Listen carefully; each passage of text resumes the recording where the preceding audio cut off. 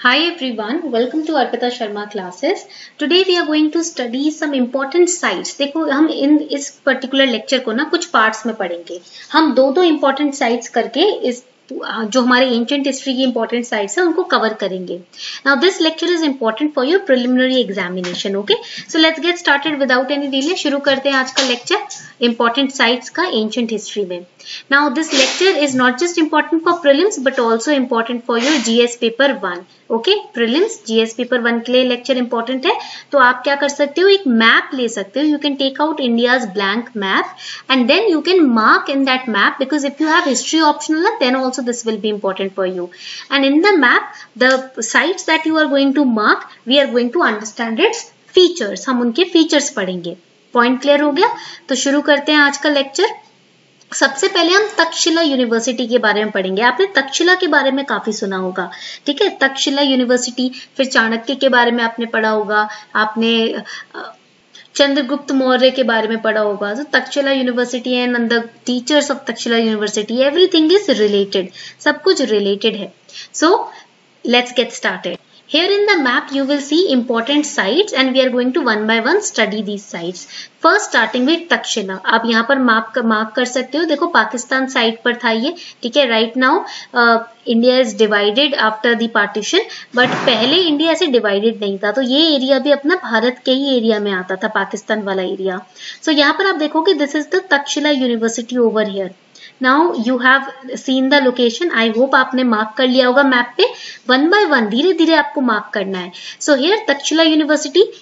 Now Takshashila was in Rawalpindi district in Pakistan. यहाँ पर आप देखोगे ये जो डिस्ट्रिक्ट है ना, ये आपकी रावलपिंडी डिस्ट्रिक्ट है. प्लीज इसको लिख लो. Okay, and Rawalpindi district is in Pakistan. कहाँ पर है ये डिस्ट्रिक्ट? पाकिस्तान में. Now Taxila was very ancient political, commercial and cultural centre. It is said that many foreign travellers, explorers also used to come to Taxila. They used to study in Taxila. Many students, foreign students used to come to Takshashila.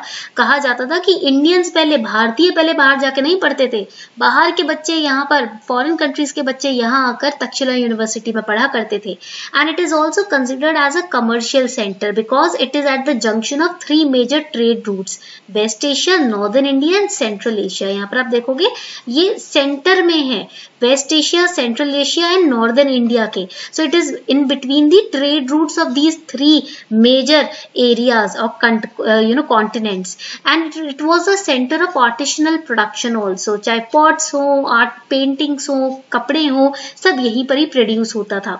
It is also known as the ancient and most excellent centre of education because this Takshashila is the earliest university that was there in India.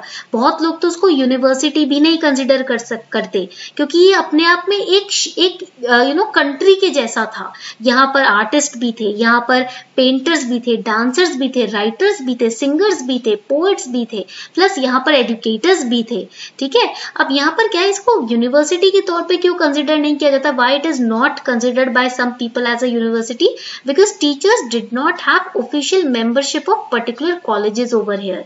Teachers were teaching based on their knowledge. यहाँ पर ना degree की जरूरत नहीं पड़ती थी एक educator को पढ़ाने की, उसका ज्ञान ही काफी था. अगर उसे किसी सब्जेक्ट पे बहुत अच्छा ज्ञान है तो वो टीचर यहाँ पर बन जाता था. There was no purpose built lecture halls and residential quarters like Nalanda university. ऐसा नहीं है कि ये ऑडिटोरियम है, ये क्लासरूम, ऐसा नहीं होता था. आप पेड़ के नीचे, आसमान के नीचे बैठ के कहीं भी अपनी नॉलेज बांट सकते हो और पढ़ सकते हो. Okay, Charak, Chanakya, Jivaka, Panini. Panini is the Sanskrit grammarian. This question came in prelims examination. Please write it down. Sanskrit के महान grammarian माने जाते हैं पनीनी. They are all related to Takshila University. And this Takshila University was also a political center because here there was capital of Gandhar Satrapi under Achaemenian. Alexander received submission of ruler of Takshila Ambi.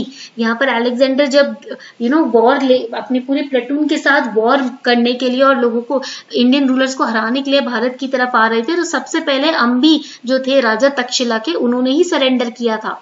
Takshashila became a provincial capital of Mauryas also. and it was the capital of Indo-Parthian kingdoms also. Kushan जो empire है उसका भी capital Takshashila university रहा है. And the Chinese pilgrims Pa Hain in 5th century and Huan Sang in 7th century also visited Takshila. Okay. Unacademy is launching new batches for UPSC CSE 2021, 22 and 23 aspirants starting from 1st September 2021. We have the 1-year batch course for 2022 aspirants. If you are preparing for 2022, we have two kinds of batches, one in English, one in bilingual language. We will be completing the syllabus for prelims and mains in these batches. NCERTs will also be covered to make your foundation strong. We will have prelims and mains test series, and also live classes will be taken by top educators on Unacademy. If in case you miss the live classes, recorded lectures will also be provided. You can use code ARPITA10 today to get 10% discount on your Plus subscription. The links are given below in the description box. Make sure that you subscribe today and gain your 10% discount by using this code. Now the next important site that we are going to study is this Vallabhi. अब next site हम यहाँ पर गुजरात के जगह हम पढ़ेंगे Vallabhi. अब I guess you have made this article. ठीक है, यहाँ पर आपने you have noted down this map. अपने मैप में इस चीज को ना नोट डाउन कर लेना. Okay, so Vallabhi is in the Bhavnagar district in Gujarat. यहाँ पर आप मैप में लिख सकते हो, this is the Bhavnagar district. ये जो है ये भावनगर डिस्ट्रिक्ट है और ये कहाँ पर है, ये डिस्ट्रिक्ट गुजरात में है. ठीक है, this is the Bhavnagar district in Gujarat and it is the capital of the Maitraka dynasty.